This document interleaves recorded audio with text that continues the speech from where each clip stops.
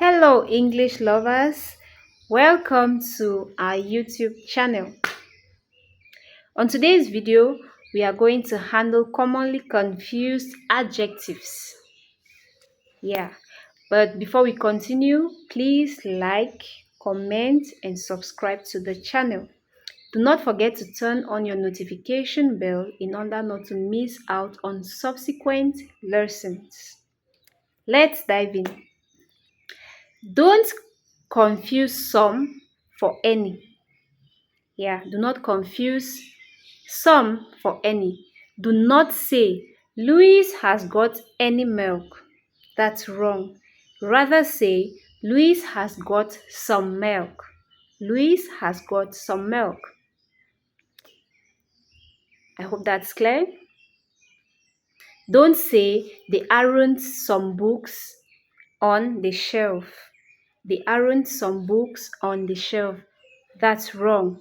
Rather say, there aren't any books on the shelf. Okay, so we usually use some for affirmative phrases. She's got some chicken, and any in negative or interrogative phrases. Let me take that again. We use some for affirmative or positive phrases, whereas we use any for negative or interrogative phrases. So, Ian hasn't bought any food today. The sentence is negative. Ian hasn't bought any food today. Well, if we have to turn this to the positive, which we will have to use some, we would say, Ian bought some food today. I hope you get the difference. Okay, so let's take the next one. Do not confuse less for fewer. Do not confuse less for fewer. Don't say, they have less books than I have. That's wrong. Rather say, they have fewer books than I do, or than I have. They have fewer books than I do. Less denotes amount, quantity, value, or degree. Fewer denotes number. Less denotes amount, quantity, value, or degree, whereas fewer denotes number. We may have less water, less food, less money, less education, but we have fewer books and fewer friends. I hope the difference is clear. However, we say less than 5, 6, 7. When we are talking about money, we can say, I have less than £6.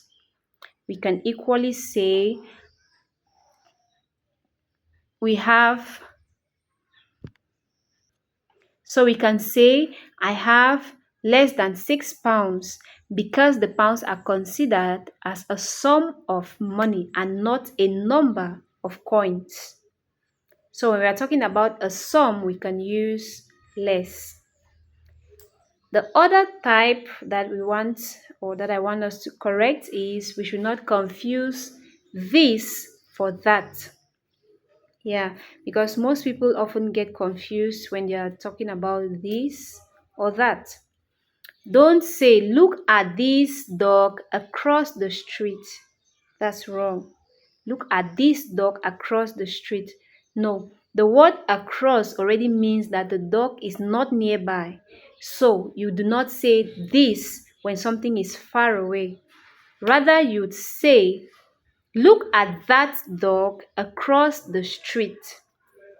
Yeah, look at that dog across the street, because the dog is not close. So we use this for things that are beside us, and we use that for things that are a bit far off. So this is used to indicate something physically close to the speaker. Yeah, like I earlier explained. In the case of abstract things, we use this for things which are most immediately present. This is a lovely song. This is a lovely song. Remember, the song is abstract. We cannot see the song, but we can hear a song. So we say this is a lovely song. That is okay. Um, when we talk about more than one thing, we use this for the closer or more immediate, and that for the further away thing. This keeps reiterating the fact that we use this for closer things and that for things that are not beside us. Okay, so another thing that we shouldn't confuse is we should not confuse latter for later. We should not confuse latter for later. Please look on your screen and you see the difference in spelling. You can equally bear with me that these words are differently pronounced. The first is latter, the next is later. Okay, let's have the difference in a sentence. Don't say she got to school later than I did.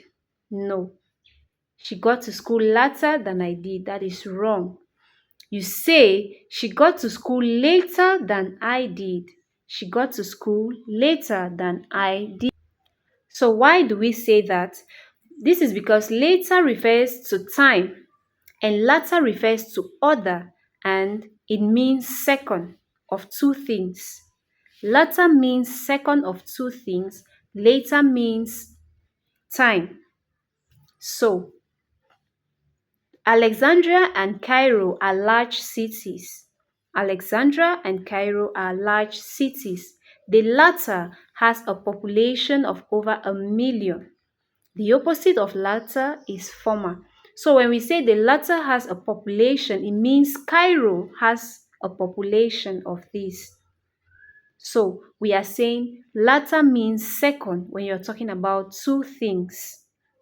And in this sentence where we have made and said Alexandria and Cairo are large cities, the latter has a population of over 1 million. The latter here refers to Cairo. Okay, the next one, do not confuse small, big for young and old. Yeah, do not confuse these words. Do not use small when you're supposed to use young. Neither should you use big when you're supposed to use old. Okay, let's have an example. Don't say in 2 years smaller. I am 2 years smaller than you. That doesn't sound quite well. I am 2 years smaller than you. She's 3 years bigger than me. No, that's wrong. Rather say, I am 2 years younger than you. I am 2 years younger than you. She's 3 years older than me. She is older than me. So you cannot say, another thing, you cannot say she's older than I. No. That is you. It means you're not using your prepositions. Your pronouns well. You say she is older than me. Who is she older than? She is older than me. You cannot say she is older than I. It is wrong. Okay. Now if reference is to age, say young or old. As simple as that. If you're talking about being more than you in terms of age, you have to use young or old, not small or big. Yeah, so small and big usually refer to size. Yeah, when you're talking about somebody physically being small or big, you can use those words when you're talking about size. So for his let's have another example. He is big for his age.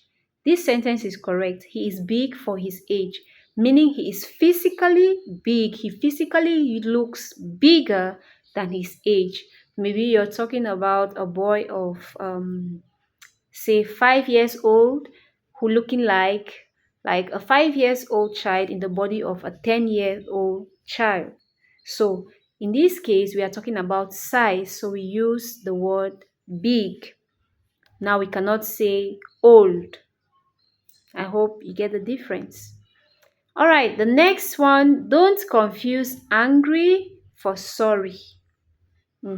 Most of us often get this twisted. We often get this confusion. Angry for sorry.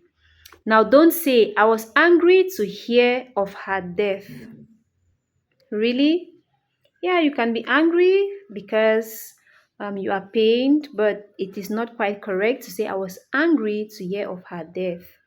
That's wrong. So you say, I was sorry to hear of her death. It's like you are being pathetic. You are putting yourself in the place of somebody. So you are sorry, or you feel sorry for the person. You are not angry at the person. So sorry is the opposite of glad. Yeah. Sorry is the opposite of glad. Angry means annoyed or enraged. He was angry when a boy hit him in the face. He was angry when a boy hit him in the face. Now, if we say he was sorry that a boy hit him, when a boy hit him on the face, it will be weird. Okay, so know that we use sorry to mean empathy, to mean something that we sympathize with, and angry means annoyed or enraged. So that is it on our lesson or commonly confused words. If you have any issues that you'd like me to tackle, if there's any topic in English that you'd like me to handle, please leave that in the comment section and I'll get back to you. If you found this helpful, please do not hesitate to share. And don't also forget to turn on your notification bell in order not to miss out on subsequent lessons. Thank you for watching. See you in the next video. Ciao.